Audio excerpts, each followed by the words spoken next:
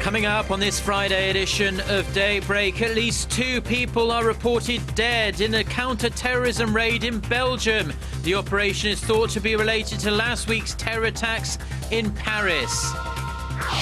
Meeting Korean lawmakers in Tokyo, Japanese Prime Minister Shinzo Abe says he will uphold Japan's landmark apology to the victims of its wartime sexual slavery and expresses hope for stronger ties with Korea this year. Plus, the Korean government announces plans to pump more than $90 billion into industries deemed to be new growth engines. Daybreak begins now.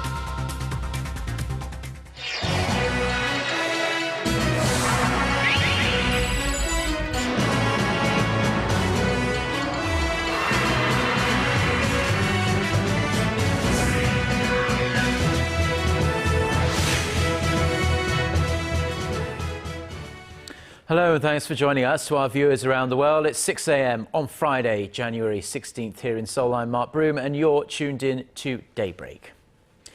Our top story this morning, 2 people have been killed and a 3rd has been arrested following counter-terror raids in Belgium. We are going to jump straight over to Eunice Kim at the News Centre for the latest on this story that is developing right now. Eunice, we don't know the full details about what exactly has gone down over there, but officials have confirmed that they're working on information that there could have been imminent terror attacks in Brussels.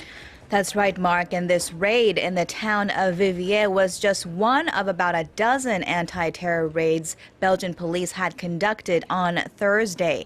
A spokesman for the federal prosecutor said the operation was a result of weeks of investigation and that the well-armed group was planning terror attacks on police buildings within days or even hours. Now, a fierce gun battle ensued when authorities closed in on them on the upper level of an apparent residential building near the city's train station. The officials said the suspects immediately opened fire, adding no police or bystanders were injured in that raid. Now, there are some reports, conflicting reports really, about whether this can be linked to the Paris terror attacks last week. But what we know is that several countries were participating in this investigation. What's the connection to Belgium? Well, the Belgian federal prosecutor said there did not speak of any connection as of yet. Officials had said earlier that they were probing one man for links to Amedy Coulibaly, who was, of course, the suspect in the Paris kosher supermarket attack. Now, the man was arrested for illegal weapons trade in the country and apparently had claimed he had wanted to buy a car from the wife of Coulibaly. That appears to be the only link so far, though. The federal prosecutor's spokesman said the investigation will continue. Belgium is a country that has seen a noticeable rise in radical Islamism. An estimated 300 Belgians are believed to have gone to Syria to fight. That is a bigger proportion of foreign fighters than any other Western nation. And of course, the concern here is that those fighters could return to the country to strike terror back at home. Well, worrying times for Western Europe, for sure. France, now Belgium. OK, thank you very much, Eunice. And you'll be following developments for us throughout the day. And I'll see you back at 10. Now, Japanese Prime Minister Shinzo Abe has reiterated his hopes to hold a summit with President Park Geun-hye, meeting with Korean lawmakers in Tokyo on Thursday. Abe also promised to uphold a historic apology to the victims of Japan's wartime sexual slavery, saying the suffering they have gone through is heartbreaking. Hwang Sang-hee reports. Japanese Prime Minister Shinzo Abe says he will uphold Tokyo's landmark apology to the victims of its wartime sexual enslavement issued in 1993. In a meeting with a South Korean parliamentary delegation on Thursday, Abe said he does not deny the Kono statement and added the so-called comfort women issue is heartbreaking. The Japanese leader said it's regrettable that the issue has been turned into a political dispute between Seoul and Tokyo, but did not lay out a concrete solution.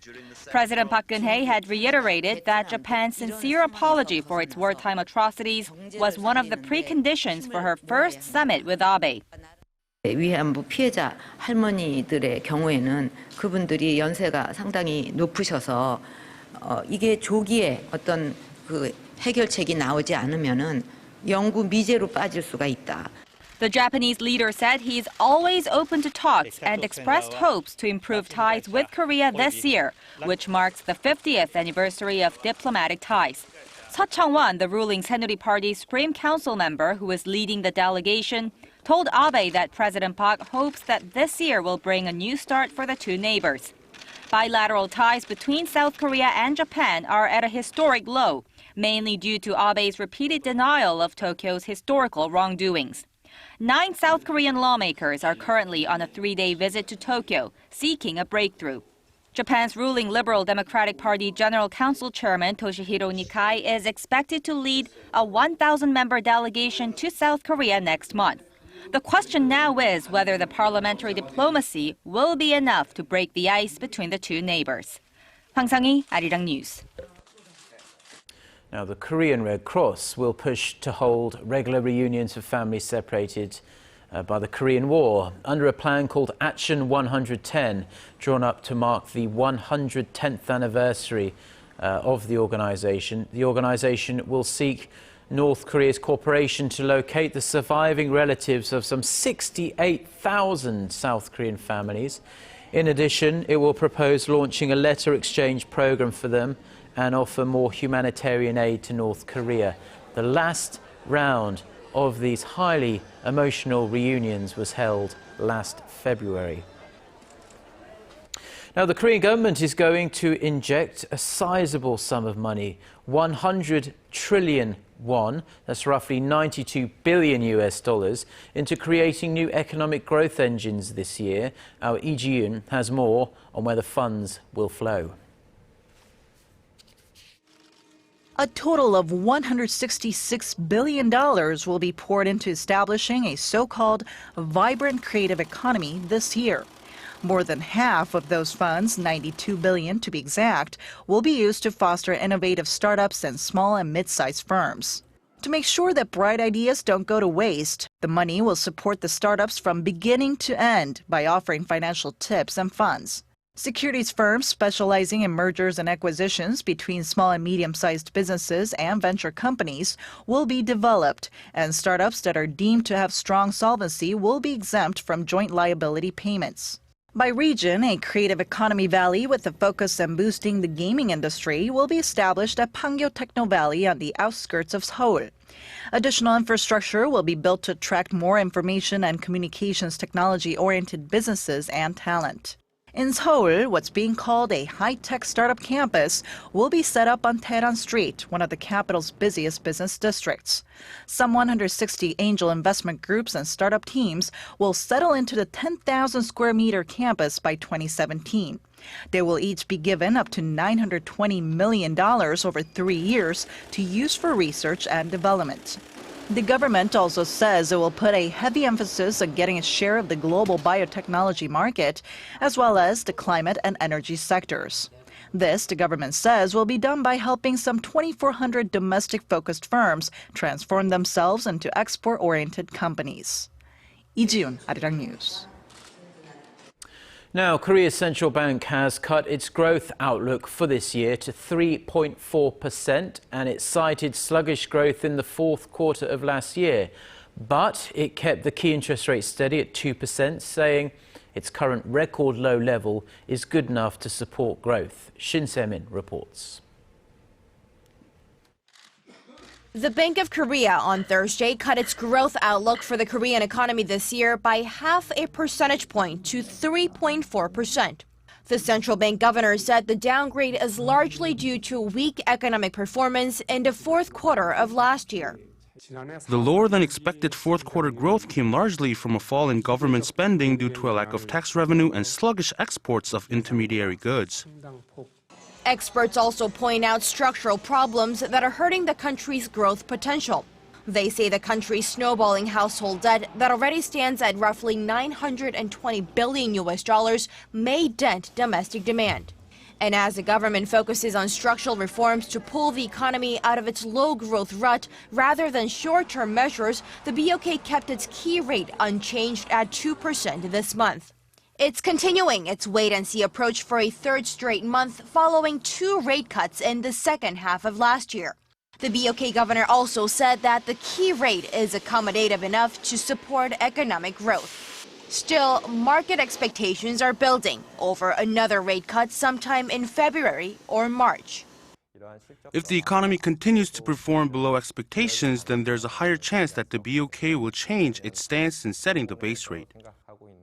The central bank, however, expects private spending to pick up gradually towards the end of this year, thanks to the falling global oil prices and the economic recovery in the U.S. Shin Se-min, Arirang News. So, as we just heard Se-min say there, the central bank has cut its growth outlook for this year, but the government is a tad more optimistic and is sticking to its original target, which is higher than the BOK's new forecast. Speaking to businessmen in Korea's southern port city of Busan on Thursday, Finance Minister Choi Kyung-hwan said his ministry's growth target of 3.8% is achievable, given signs of recovery in domestic consumption. Chair said domestic consumption will keep climbing as the government realizes efforts to boost domestic income. Last month, the ministry cut its growth estimate for this year by 0.2 of a percentage point to 3.8%, citing lower than expected consumption and business investments.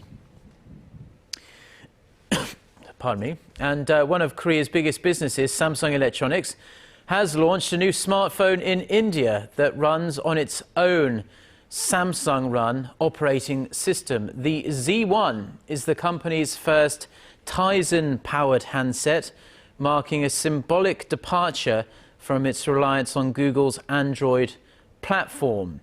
The low-end model, which you can see there, is equipped with a 4-inch screen and will cost a very reasonable $90 US. Meanwhile, local rival tech firm LG Electronics is set to release its latest flagship G Flex 2 smartphone in Korea at the end of this month. This device has won high praise for its high-end specs and innovative flexible display at this year's Consumer Electronics Show in Las Vegas. And staying with innovative technology, Google says it expects people will be using self-driving cars on public roads within the space of just 5 years. The company has already started talks with automakers, and Korea's LG Electronics is also going to play an integral role. Kim Min-ji reports. Self-driving cars are not science fiction, they're real and coming soon. Google says that autonomous cars should be on public roads within the next 5 years, although they would still be test vehicles.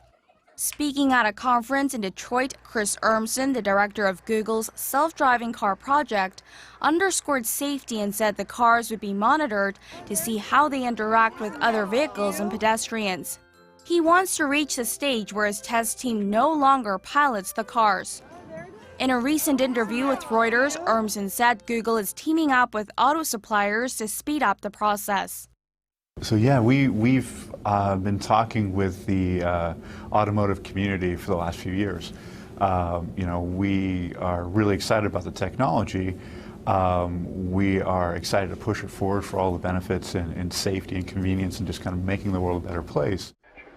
Korea's LG Electronics, for one, will supply battery packs for the high-tech vehicles.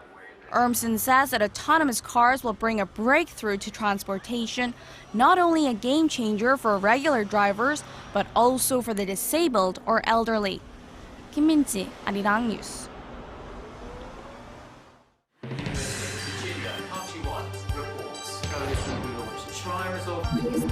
We start before the sun rises to bring you the latest stories out of Korea. We also lead the way with important global coverage. Stay on the pulse of what is happening with Daybreak.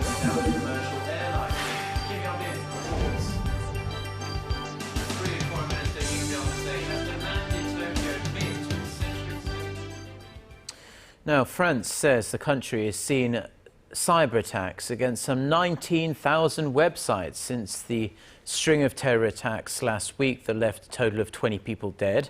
The France military's head of cyber defense says the strikes hit government and military sites as well as private businesses, and most of them were minor denial of service attacks.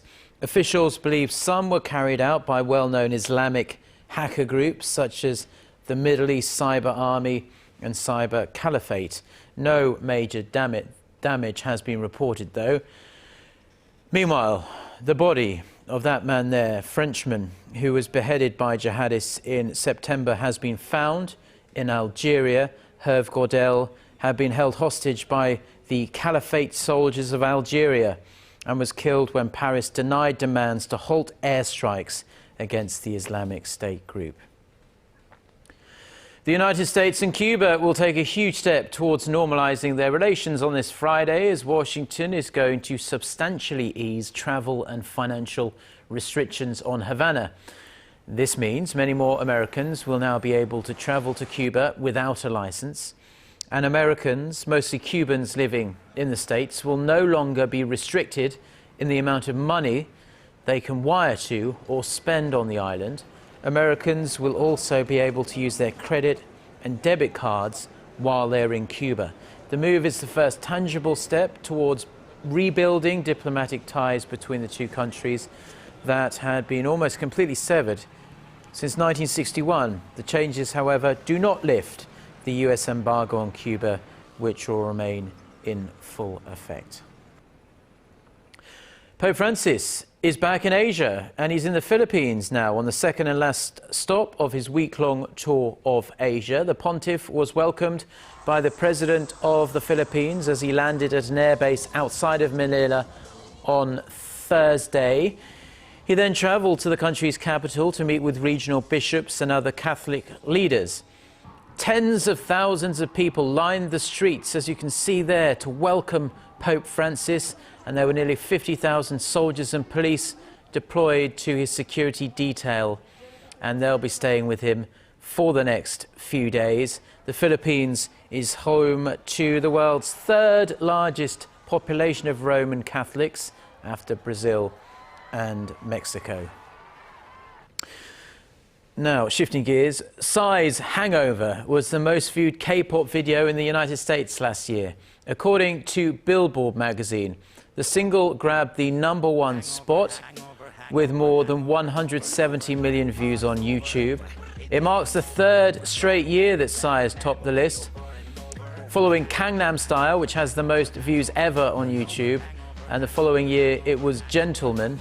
Now, Hangover, which you're watching the music video for here, was released in June and features that man there, American hip-hop legend Snoop Dogg, and pokes fun at Korea's drinking culture.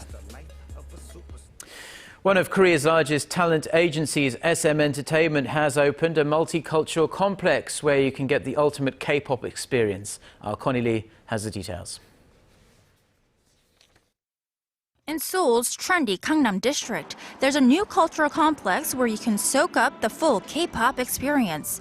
It's called SM Town at COEX Artium. Take a look inside. Built by one of Korea's biggest talent agencies, SM Entertainment, this 6-story multicultural space cost about $23 million. For the opening ceremony, K-pop stars like EXO, Girls' Generation, and Super Junior lined the red carpet, with the fans clearly excited to get even a brief glimpse of them. The center boasts some high-tech features like a touchscreen jukebox and items from SM artists themselves. I believe it's time to show our content in a new way to the world, with our unique entertainment space. And the highlight of this complex may be its state-of-the-art hologram stage, Korea's first. Called School Oz, this hologram musical premiered on Wednesday, starring SM artists on huge displays, covering the audience with 270 degrees of visuals. There was a lot of preparation for this hologram musical. I had to put a lot more effort into how I acted, so it goes well with the hologram effects. The complex is topped off with a souvenir shop, a cafe, and studios where you can actually make a music video or record an album. But if you're not ready for that yet, you can receive vocal training from actual SM staff members. Whether you're ready for the limelight or not, this new cultural complex is sure to attract the K-pop fans from all over the world to Korea. Connie Lee, Arirang News.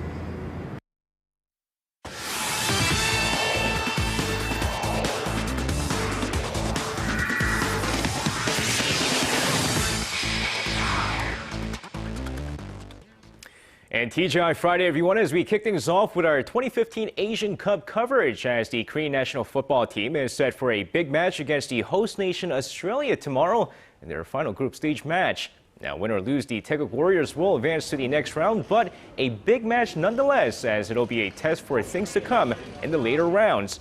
Now, despite being ranked 100th in the world, the Australian side has been the hottest team in the tournament, scoring 8 goals so far while giving up just 1. And with Korea struggling to score in the tournament, the return of Son Heung-min and Koo Ja-chul should improve their offense as the two nations fight for a first-place finish in Group A. Now, the Korean national football team might not be the highest-ranked Asian team, but Korea does have the highest-ranked Asian football club in the world. Now, with the International Federation of Football History and Statistics ranking the top football clubs in the world, K-League Classic's FC Seoul was ranked the highest amongst the Asian football clubs as they received 147 points, good for 64th in the world. The Korean side was ranked ahead of Saudi Arabia's Al Hilal, who was ranked 65th, with Spain's Real Madrid getting the nod as the top football club in the world with 381 points. Now, some of the biggest names in Major League Baseball have visited Korea last year. Pitchers like Mariano Rivera and Hall of Famer Randy Johnson. And now on Saturday, the 2014 Saves leader will arrive in Korea for a tour. Now, nicknamed Honey Badger for his small size but fierce personality on the mound, Fernando Rodney will arrive in Incheon International Airport on Saturday and begin his tour. Will he visit the South Korean Little League World Series team, followed by a visit to Sungsim School to hold a clinic for the hearing-impaired baseball players in the school. A two-time All-Star led the American League in saves last year with 48 saves. Now, speaking of major leaguers, with Kang Jungho becoming the latest Korean to head over to the majors, there's been a focus on which school produces the most number of major leaguers here in Korea. And it seems like Gwangju Jeil High School produced the most. Including the newest member of the Pittsburgh Pirates, Kang Jungho, 4 players have come out of Gwangju Jeil High School and stepped onto the major league field. The 3 other players being Seo Jae-eung, Big Choi Chae Hee-sup, and 2-time World Series champion Kim Byung-hyun. And according to BaseballReference.com, only 605 schools in the world have produced 4 or more major leaguers. And that's going to wrap it up for me. This has been SJ. Have a great rest of the day and see you guys again for your sports needs.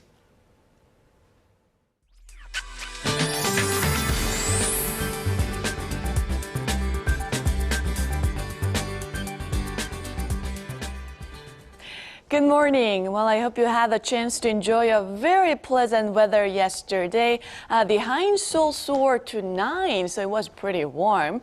But today will be about 4 to 5 degrees cooler. But you will enjoy mild morning commute as the readings have already gone up to near 2 degrees Celsius here in the capital. But beware that the level of fine dust particles are relatively higher than usual in Seoul and Gyeonggi-do provinces this morning. But hopefully, a mix of rain and snow that's expected in Seoul and its surrounding areas somewhere between 9 a.m. to noon will wash them away, but the precipitation will be less than 5 millimeters. Then that rain clouds will be spread to other western parts of the country later in the day. With that in mind, let's take a closer look at the readings for today. Now, the high in Seoul will climb up to 4, while Daegu and Gwangju should peak at 8 and 6, and Busan will climb up to 11 this afternoon. Now let's see how other regions are looking. It looks like Jeju Island and Daejeon should have a high of 10, while Dokdo will be getting up to 7. Now that's all for Korea, and here's the international weather for viewers around the world.